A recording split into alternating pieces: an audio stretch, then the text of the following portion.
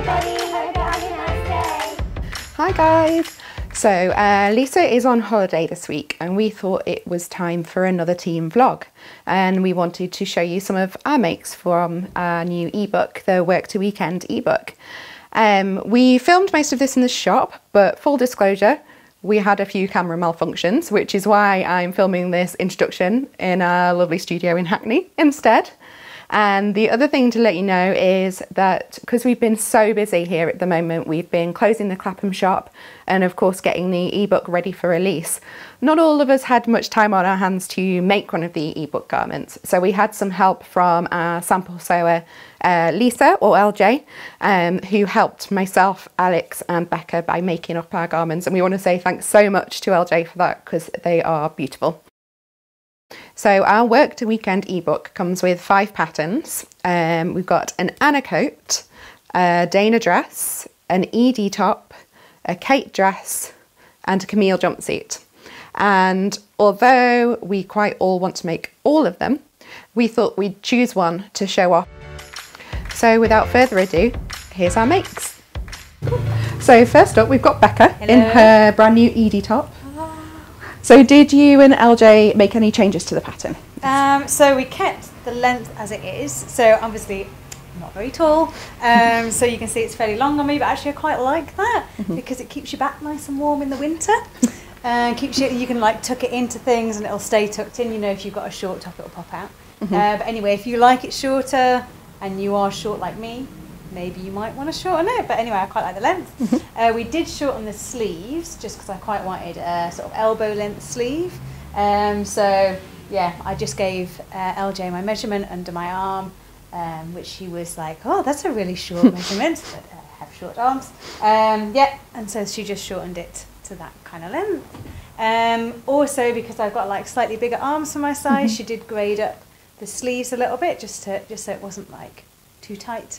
But otherwise, pattern is as is. This I think is a size 8.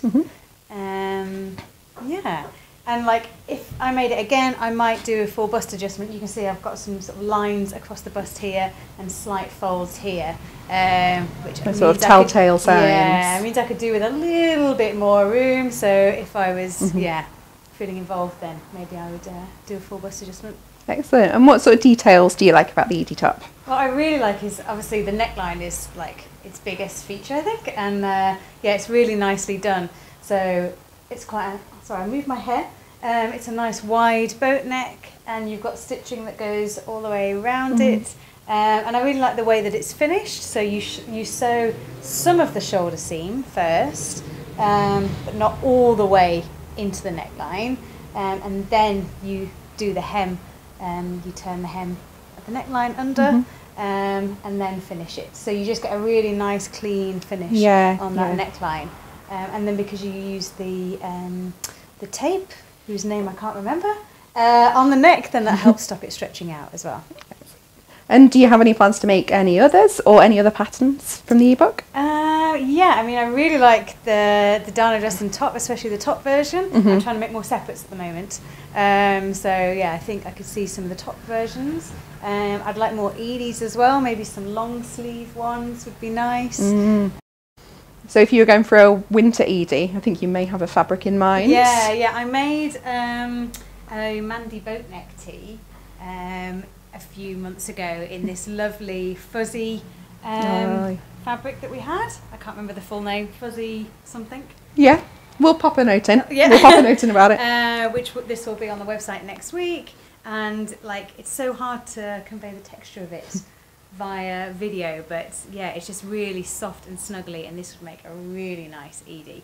And I just love this colour. That would be nice to coordinate with my pink one. We've got some classic stripes here as well, which would be really great for an Edie. This is a lovely cotton spandex, so like good weight, which is what my top's made out of as well, as is this one here. Nice little boat print, if you want. Yes, I love the little geometric boat print. Yeah, I love those boats. Yeah, so I think there's a few different options there, and like I said, you can wear it, you know, you could make a long sleeve version, short sleeve. Yeah, and it's so quick. Yeah, exactly. You could have a new one for every day of the week I was reading pretty soon. the instructions again, and I was like, oh, it's only like 16 steps or something. Perfect. You know, nice and quick. Okay, so next up we've got Nicole, who actually made her own shirt. Nicole, can you tell us about your Kate shirt? Yep, so I actually made this way before the ebook was out, after making one of the samples, and I was like, I think I'd need a version of my own. I'd got loads of like chiffon in my stash that I wanted to use up, but I didn't really want to do the concealed button placket in chiffon because that sounds like a nightmare. And you'd also see the buttons through it, which wasn't it could kind of really ruin it. So I cut the left hand side of the bodice twice as a pair, and that worked really well because you can basically just fold over both sides as they are in the instructions, but just put buttonholes on the other side. And other than that, the only change I really made was I made the sleeves a little bit shorter and I took some of the gathers out of the sleeve head, because chiffon can be a bit buoyant and I didn't really want like crazy sleeves. But yeah, it was a pretty quick make. I didn't French seam it because I was feeling lazy. But yeah, it turned out really well. Oh, it's nice. Have you got any tips for working with chiffon at all? Spray starch, like 100%. Yeah. It's weird how much it changes like the sort of texture of the fabric. So I didn't actually wash it after I first made it, and I wore it and it was a little bit like crispy still. And then I washed it and it softened up so much. And then I actually just interfaced the button placket and you can't really tell. I did try using like some organza in the collar. Just really to give it a bit of structure. Instead of interfacing, because I didn't want you to be able to see it through, but I don't really love how it turned out. It just kind of, I don't know, there's a lot of volume in there. And I've made another version and I just used interfacing and it worked fine, you can't see it through. So yeah. So it's perfect, and we were saying that doing the cape without the hidden button placket is a really good thing if you're a beginner, if you're a bit scared of shirts. Yeah, if it's like your first time putting like a collar and a collar stand on a shirt, it's super easy first pattern to make because there's no other like proper shirt details like a cuff or like binding around the opening of the cuff. So yeah, be a really good first shirt pattern. And what's your next ebook make? Have you got anything planned? I think I'm actually going to make a skirt, which is like shocking for me because I just don't wear them. But it's my uncle's birthday in October, so I need to make like a fancy outfit. So I'm thinking of making the Kate skirt and a blouse that match, so I can then wear the blouse as just like an everyday top afterwards.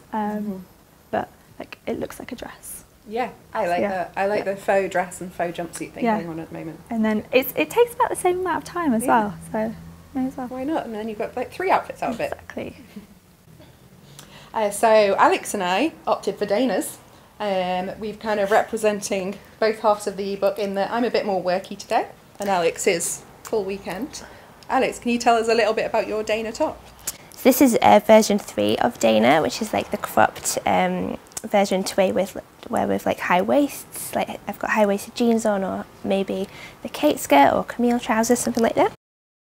Dana looks like quite a simple dress, but I quite like that there's a few hidden details on there that make it a little bit special. Can you just talk us through those?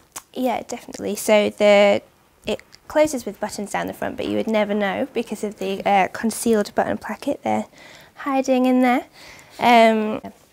Yeah, the way that LJ did it was really nice because she put a little catch stitch in between all the buttons. So each one is like its own individual pod, which I think is a really nice touch and something that you can just do with a little hand stitch at the end if you want to. I really love finishing off things with binding, and I like that you do your own binding along the neckline as well. It's a really nice finish. So it just keeps it nice and clean because you don't have a facing. Yeah, I like the length of the sleeve. I think it's really flattering. It's kind of like right on the elbow. And this is a straight size 10, I think. And normally I would probably need to make a bit of a large bicep adjustment, but on this it's just straight and it fits quite nicely. So yeah, something to bear in mind. Yeah, definitely. For me, so I usually wear a size 16 and so over it with a full bust adjustment. But because Dana's quite loose fitting, I just didn't bother. Me and LJ didn't bother doing the full bust adjustment, and it fits absolutely fine. And also the little catch stitches between the buttons that Alex was talking about means that it helps there's no gaping across the front, which is really That's nice. a good point. It's really, it makes it a lot more flattering across the front. Yeah. I do really like the pockets on the front because obviously the joy of sewing is that you want to put pockets in every dress you own. And in something as drapey as this, having inseam pockets might put the sort of style lines off a little bit, but just having a patch pocket on the front is enough to slip your phone in and get on with your day as well. So my one is version 1, the dress length, and then there is another version 2 in between me and Alex, which is probably around hip length. height. Yeah. And all of them you want to use something nice and drapey. I picked the Atelier Brunette rayon, which we have here, and it's perfect for this. It's lovely to wear, and yeah, I really love it. I'm really pleased with it. I kind of copied from the pink one in the actual ebook because I loved it so much. I just wanted to use the same, but I'm much more of a navy person. So Rosie, if you were going to make something next from the ebook, what would you do?